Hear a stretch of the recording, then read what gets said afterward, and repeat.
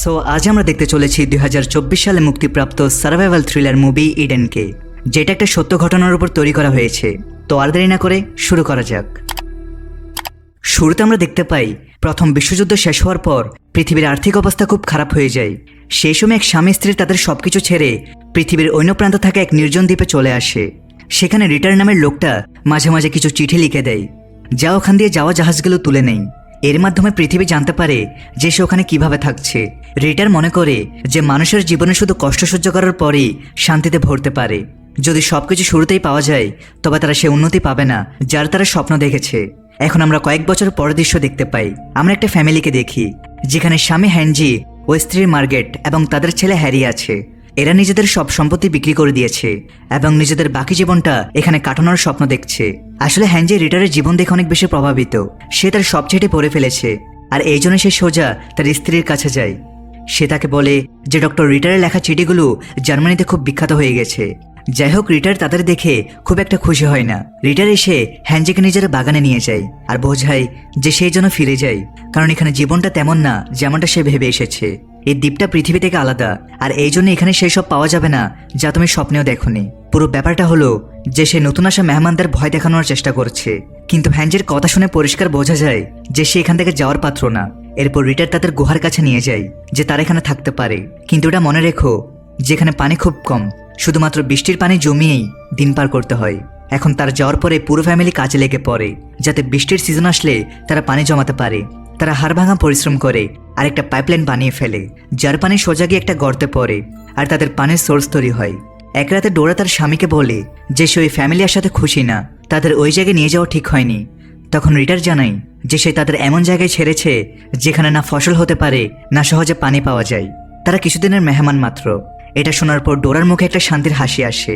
অন্যদিকে মার্গেট কঠিন সব সমস্যার সাথে যেমন তেমন করে রাত কাটায়। অদ্ভুত সব পোকামাকড় আর বন্য জানোয়ারের আওয়াজ তাকে ঘুমাতে দেয় না, কিন্তু তারপরও সে একবারের জন্য বলে না যে তাকে ফিরে যেতে হবে। এর মধ্যে আমরা জানতে পারি যে সে 3 মাসের প্রেগনেন্ট, যা শুনে হ্যানজি অনেক খুশি হয়। দুটো ফ্যামিলি নিজেদের প্রতিদিনের কাজকর্মে লেগে পড়ে। তখন একদিন তারা তোপ বা কামানোর গলার আওয়াজ শুনতে পায়। তাকিয়ে তারা দেখে যে তাদের দিকে একটা নৌকা আসছে, যে আকার অনেক বড়। কিছুক্ষণ পর যখন সেটা পারে এসে লাগে তখন সেখান থেকে ব্যারনেস নামের এক মহিলা নামে, আর তার 2 প্রেমিক রবার্ট আর রুডিও তার সাথে আছে। এই দ্বীপের সৌন্দর্য দেখার পর ব্যারনেস ইমোশনাল হয়ে যায় আর স্বপ্ন দেখে যে সে এখানে একটা আলিশান রিসর্ট বানাবে।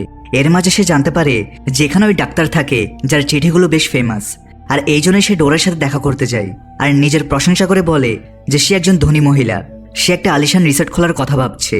তবে তার আগে সে ওই মানুষগুলোর সাথে দেখা করতে চায় যে নিজের দমে প্রকৃতির ভান্ডারকে নিজের কন্ট্রোল করে নিয়েছে। তখনই ভেতর থেকে রিটার কাপড় ছাড়াই বাইরে আসে, যার সামনে সে তার প্রশংসা করে। রিটার জিজ্ঞেস করে তারা কোথায় থাকছে। এর জবাবে ব্যারনেস বলে যে সমুদ্রের পাড়ে। তখন সে তাদের একটা জায়গা নিয়ে যাওয়ার কথা বলে। পরে দেখা যায় তারা সবাই একটা পরিষ্কার পানি সোর্সে গোসল করছে, যা হ্যানজি তার ফ্যামিলির জন্য বানিয়েছিল। যখন সেটা দেখে তখন সে রাগে একদম আগুন হয়ে যায়। তখন ব্যারনেস মাফ চায় আর এখানে সে নিজের পরিচয় দেয়। সে জানায় যে সে তাদের নতুন প্রতিবেশী আর এখন সেখানে একটা আলিশান রিসোর্ট বানাতে চায়, সেই কারণে সে এখানে এসেছে। এই সময় সে তাকে তাদের চিঠিগুলো দেয় যা শহর থেকে এসেছিল। সে বলে যে চিঠিটা সে যেন তার কাছে পৌঁছে দেয়, মানে রিটারের কাছে। যখন হ্যানজি সেটা নিয়ে যায় তখন সেটা আগে থেকেই খোলা ছিল, যা দেখে রিটার রেগে যায়। তার মনে হয় যে সেটা আগেই পড়ে ফেলেছে, কিন্তু হ্যানজি এমনটা করেনি।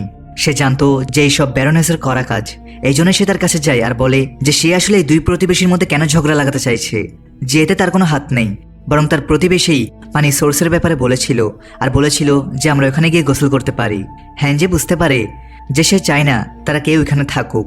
এরপর সে রিসোর্টের পুরো ম্যাপ দেখে, যে ব্যাপারে ব্যারনেস বলেছিল এই রিসোর্টটি শুধু কোটিপতিদের জন্য হবে যারা এখানে সে ফুর্তি করবে। কিন্তু হ্যানজির মনে হয় না যে এমন অদ্ভুত জায়গায় কেউ এত বড় কিছু বানাতে পারবে। তার এই কথাটা ব্যারনেসের খুব পছন্দ হয় না, এই জন্যই সে সেখান থেকে চলে যায় কিছু না বলে। একদিন যখন রিটারের কাছে খাওয়ার কিছু থাকে না তখন সে হ্যানজির ঘরে যায়, যেখানে সে একটা বুনো জানোয়ার শিকার করে মাত্র এনেছে। তার এমন অবস্থা দেখে সে ওই জানোয়ারের কিছু অংশ তাকে দিয়ে দেয়। আস্তে আস্তে সময় কাটতে থাকে। এখন ধীরে ধীরে বৃষ্টির মৌসুম আসতে শুরু করেছে, কিন্তু এখন গরম অনেক বেশি। হ্যানজি এখন প্রায় নিজেদের ঘর পুরো তৈরি করে ফেলেছে। এখন তো তাদের কাছে খাওয়ার জন্য সবজিও আছে, যেটা আজ প্রথমবার হয়েছে। কিন্তু অন্যদিকে রুডি হ্যানজির মতো চেষ্টা করার পরেও সে কিছু করতে পারছে না। তার মেজাজ খিটখিটে হয়ে যায় আর সে ক্যাম্পে পালিয়ে আসে, যেখানে রবার্ট আর ব্যারোনিস একসাথে ফুর্তি করছিল। যখন ব্যারোনিস রুডিকে দেখে তখন সে বলে যে গিয়ে তার জন্য খাওয়ার কিছু নিয়ে আসুক। সে তো আগে থেকে রাগে ছিল আর এখন তার আবদার শুনে আরো রেগে যায়। সে বলে যে তাদের কাছে এখন না কিছু খাবার আছে আর না পান করার। এইসব তার ভুল, যার কারণে তারা সব এখানে ফেসে গেছে। সে শুধু স্বপ্নই দেখেছে। এখন এই কথাগুলো ব্যারোনেসের খুব খারাপ লাগে, এই জন্য সে কাঁদতে কাঁদতে জঙ্গলের দিকে দৌড়ে যায়। এদিকে ঘরে একা মার্গেট যখন কাজ করছিল তখন ম্যানুয়েল আর রবার্ট দূর থেকে লুকিয়ে তাকে দেখছিল। এর মধ্যে হঠাৎ মার্গেটের পেটে ব্যথা হতে শুরু করে, যদিও এখনো তার বাচ্চা হওয়ার সময় বাকি আছে। আর এই সময় ঘরে না তার ছেলে আছে আর না তার স্বামী, দুজনেই শিকারে গেছে। এই জন্য সে নিজেই সাহায্যের জন্য এগিয়ে যায় আর পেছন থেকে আসা দুজন তার ঘরে ঢুকে পড়ে। কিন্তু বেশি সময় ধরে কিছু চুরি করতে পারে না, কারণ ব্যথায় কাতরাতে থাকা মার্গেট ফিরে আসে। সে নিজেই একা নিজের বাচ্চার জন্ম দেওয়ার চেষ্টায় লেগে যায়। এই দুজন তাকে দেখছিল কিন্তু তার কোনো সাহায্য করে না। আর এর মধ্যে হঠাৎ মার্গেট বাহির থেকে কারো চিল্লানোর আওয়াজ পায়। সে বাইরে গিয়ে দেখে যে তাদের এখানে কিছু বুনো কুকুর হামলা করেছে, যাদের তাড়া থেকে সে নিজেই ফেসে যায়। আস্তে আস্তে ব্যথা বাড়তেই থাকে, তার সহ্য শক্তি ভেঙে যাচ্ছে। একটা সময় তেমন আসে যে সে ওখানেই পড়ে যায় আর নিজের বাচ্চার জন্ম দিয়ে দেয়। তবে কিছু কুকুর হামলা করার চেষ্টা করে, কিন্তু সঠিক সময় হ্যাঞ্জি চলে আসে। এদিকে এই দুজন লোকও খাওয়ার জিনিস চুরি করে ব্যারোনেসের কাছে যায়। সে বলে যেটা তো এক সপ্তাহ চলবে না। এর মাঝে তারা তাকে জানাই মার্গেট একাই বাচ্চার জন্ম দিচ্ছে, আমাদের তার সাহায্য করা উচিত। কিন্তু পাথর মনের ব্যারোনেস তাকে যেতে দেয় না।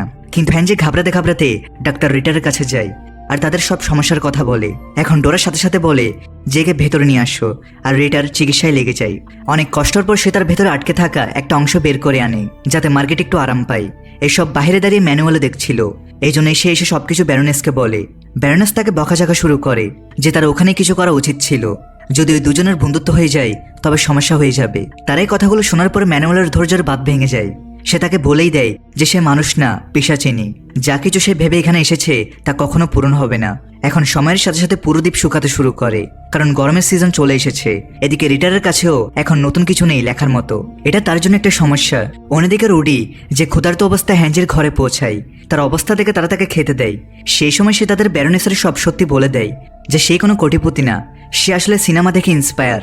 সে নিজেকে কোনো ক্যারেক্টারের মতো ট্রিট করে, যার সামনে সবকিছু ছোট, কারণ তার মনে হয় সবাই তার গোলাম।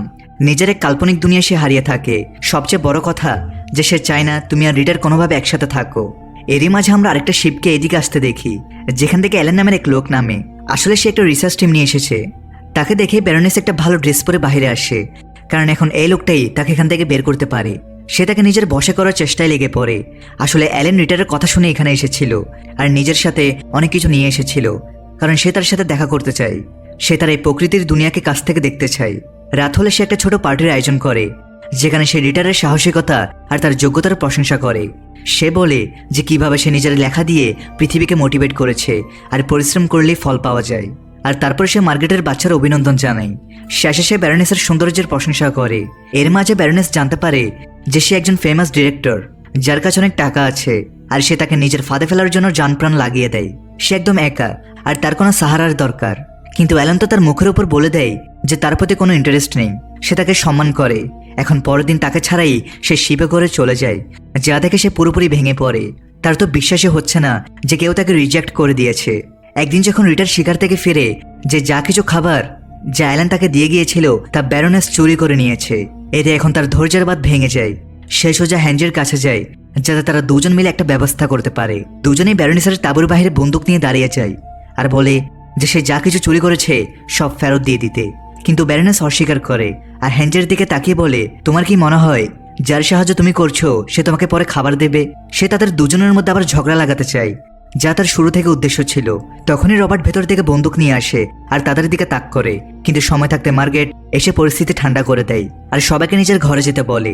ফিরে যাওয়ার পর রিডারের আগে নিজের টাইপরাইটারই ভেঙে ফেলে। সে শিকারে বেরিয়ে যায়। এদিকে মার্গেটের ঘরে রুডি খাওয়ার জন্য আসে আর বাইরে তাকে ব্যারোনেস ডাকে। সে কাঁদতে কাঁদতে বলে যে যদি তাকে যেতে হয় তবে সে যেতে পারে, কারণ এখন তার কাছে তাকে দেওয়ার মতো কিছু নেই। দুজনের চোখেই জল ছিল, তারা দুজন কিস করে নেই। মাঝরাতে হঠাৎ হ্যাঞ্জের ঘুম ভেঙে যায়, কারণ বাইরে কারো চিল্লানোর আওয়াজ আসছিল। বাইরে গিয়ে জানা যায় কেউ তাদের পানি চুরি করেছে। এই জন্য সে ওইদিকে গুলি চালায়, কিন্তু এটা তো ডোরার পছন্দের ঘোড়া ছিল, যাকে সে মেরে ফেলেছে। আর যদি সেই ব্যাপারে জানতে পারে তবে সে তাদের সবাইকে মেরে ফেলবে। নেক্সট ডে ডোরা দেখে যে তার সব মুরগি অসুস্থ হয়ে পড়েছে, তার ঘোড়াও কোথাও দেখা যাচ্ছে না। এই জন্য সে মার্গেটের ফ্যামিলির কাছে যায়। তারা তো না জানার ভান করার চেষ্টা করছে, এমন ভাব করছে যেন তারা কিছুই দেখেনি। এখন ডোরা পড়ে যায়, তখন হ্যাঞ্জি তাকে সামলে ঘরে নিয়ে যায়, যেখানে আগে থেকে রিটার ছিল, যাকে সে সব বলতে শুরু করে। তখনই তাদের মনে হয় কেউ তাদের কথা শুনছে। যখন সে বাইরে বের হয়, তখন তারা সেখানে রবার্টকে দেখতে পায়, যে তাদের উপর গোয়েন্দাগিরি করছিল। এইসব দেখে তারা বুঝতে পারে যে সবকিছু ব্যারনেসের কারসাজি। সে তার স্বভাব বদলাবে না, তবে আজই ফয়সালা হয়ে যাবে। দুজন জঙ্গল দিয়ে তার কাছে যেতে থাকে। তখনই মাঝে রুডিকে দেখা যায়, যে কাঁদতে কাঁদতে তাদের সব সত্যি বলে। সে বলে ডোরার ঘোড়াকে সেই চুরি করেছিল, কারণ ব্যারনেস তাকে এমন করতে বলেছিল। কিন্তু তার নিজের ভুলের অনুশোচনা হচ্ছে, কিন্তু ব্যারনেসকে তো শিক্ষা দিতেই হবে। এই জন্য প্রথমে হ্যাঞ্জি তার ছেলে আর তার স্ত্রীকে জঙ্গলে কাঠ আনার জন্য পাঠিয়ে দেয়। তারপরে এই তিনজন পৌঁছায় তার তাঁবুর বাহিরে। সে তাকে বাহিরে আসতে বলে, সে অস্বীকার করে, কিন্তু তখন রবার্ট বাইরে এসে তাদের উপর হামলা করে দেয়। আর রুডিকে তো মেরেই ফেলতো, কিন্তু সঠিক সময় হ্যাঞ্জি তাকে পেছন থেকে ধরে ফেলে, আর তার উপর ততক্ষণ ছুরি দিয়ে আঘাত করতে থাকে যতক্ষণ না সে মারা যায়। আর এতক্ষণে ব্যারনেস ভেতর থেকে বাহিরে আসে, আর এমন দেখানোর চেষ্টা করে যেন সে তার কবলে ছিল। এখন এখানে সে এদের সবাইকে নিজের রিসোর্টে সমান ভাগের লোভ দেখাতে থাকে, কিন্তু তখনই রিটার তার মাথায় গুলি করে তাকে শেষ করে দেয়। গুলির আওয়াজ মার্কেট পর্যন্ত পৌঁছে যায়, আর এদিকে এরা তিনজনই এদের লাশ সমুদ্রে ভাসিয়ে দেয়, আর ঠিক করে যে তারা ছাড়া এটা কেউ জানবে না। পরে রুডি দৌড়াতে দৌড়াতে দুজনের ঘরে যায়, আর বলে যে ব্যারনেস আর রবার্ট দুজনেই ঘরে চলে গেছে, আর তারা নিজেদের একটা চিঠি রেখে গেছে। এই সব এদের একটা প্ল্যান ছিল, কিন্তু দুজন মহিলাই জানতো যে তারা মারা গেছে, কারণ ব্যারনেসের দামি জিনিসপত্র তো এখানেই ছিল। এই জন্য মার্কেট তার স্বামীকে বলে যে সে গুলির আওয়াজ শুনেছিল। সে জানে যে তারা দুজন মারা গেছে, আর তাদের রিটারই মেরেছে, কারণ তার বন্দুকের সবগুলি তেমনই আছে। এখানে সে তাকে বোঝায় যে রিটার অনেক চালাক, সে তাকে জেল খাটাতে পারে। কিন্তু এখন হ্যাঞ্জি চিন্তায় পড়ে যায়, এই জন্য সে তাকে চলে যেতে বলে। সে তার ফ্যামিলিকে এভাবে মাঝপথে ছেড়ে যাবে না, আর না কাউকে তাদের ধ্বংস করতে দিবে। অন্যদিকে রিটারের উপর ডোরা বিরক্ত হয়ে গেছে, এই জন্য সে এখন সিদ্ধান্ত নেয় যে সে তার থেকে দূরে চলে যাবে। কিন্তু রিটার তাকে বোঝায় যে সেই যেন এমন না করে, কিন্তু ডোরার কথা ছিল সে এখন বদলে গেছে।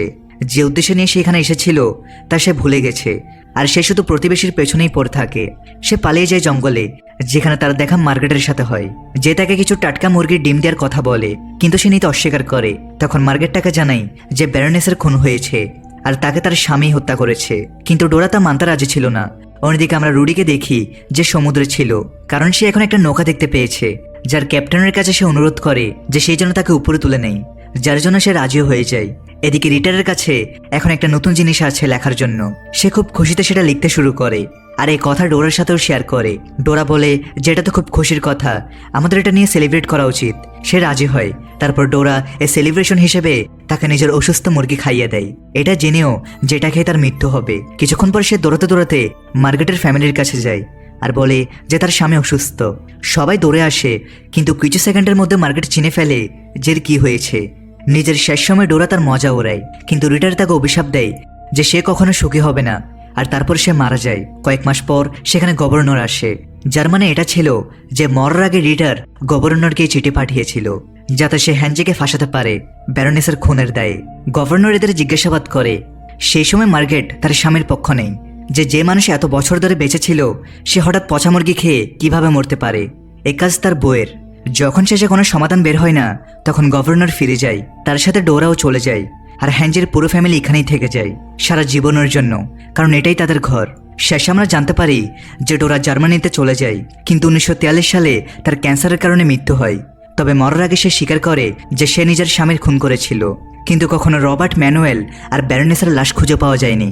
এরই সাথে এই মুভির এখানেই সমাপ্তি ঘটে।